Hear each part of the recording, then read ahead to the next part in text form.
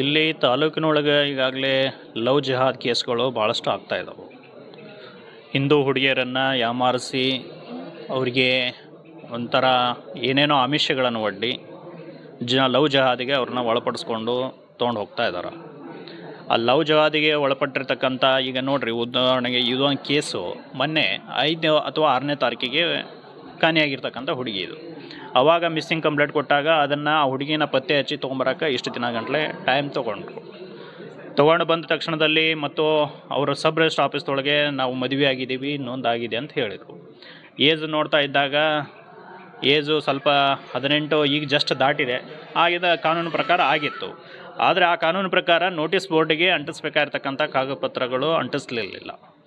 ಇಲ್ಲಿ ಬಂದು ನೋಡಿದರೆ ಸಬ್ ರಿಜಿಸ್ಟ್ರ್ ಆಫೀಸ್ನಾಗೆ ಆ ಹುಡುಗಿ ಹೇಳ್ತು ನಾವು ರಿಜಿಸ್ಟರ್ ಆಗಿದ್ದೀವಿ ಅಂತ ಹೇಳಿ. ಆ ಪ್ರಕಾರ ಇಲ್ಲಿ ಬಂದು ನೋಡಲಾಗಿ ಇಲ್ಲಿ ನೋಟಿಸ್ ಬೋರ್ಡೇ ಇಲ್ಲ.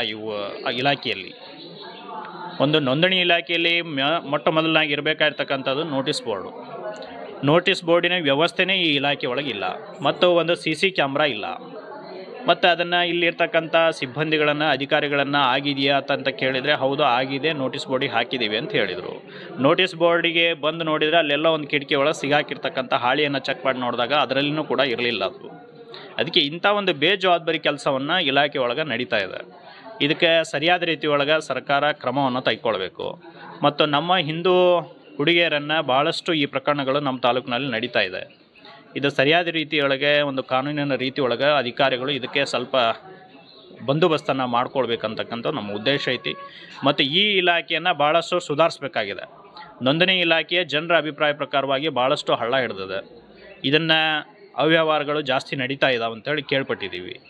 ಅದಕ್ಕೆ ಈ ಇಲಾಖೆಯನ್ನು ಮಾನ್ಯ ತಹಸೀಲ್ದಾರ್ ಸಾಹೇಬರಾಗಿಬಿಟ್ಟು ಇದಕ್ಕೆ ಸಂಬಂಧಪಟ್ಟಿರ್ತಕ್ಕಂಥ ಮೇಲಧಿಕಾರಿಗಳು ಇದನ್ನು ವ್ಯವಸ್ಥೆಯನ್ನು ಸರಿಪಡಿಸ್ಕೋಬೇಕಂತಕ್ಕಂಥ ನಮ್ಮ ಮೂಲ ಉದ್ದೇಶ ಇದೆ.